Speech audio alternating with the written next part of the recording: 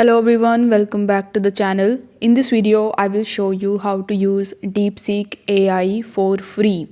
So, in order to use it, you first need to download the application in your mobile device. So, you just have to open your Google Play Store or App Store, and over here in the search bar, you need to simply search for DeepSeek. So, this will be the application, that is DeepSeek AI Assistant. So you will have to tap on the install button and download and install it in your device. Now, once you have successfully downloaded and installed it, the interface of DeepSeek will look something like this.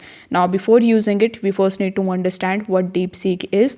So DeepSeek R1 is an advanced open source AI language model that is developed by the Chinese company DeepSeek.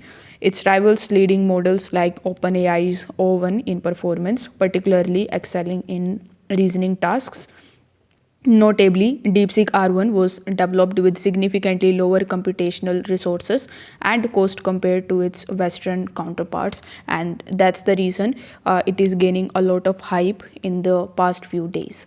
So, over here, you can register with the help of your email address, phone number, and you can even create your password, or not, you can even directly sign up with your email address. So I'm gonna do the second method, in which I'm going to click on the sign up with Google account, and then it will ask for the agreement.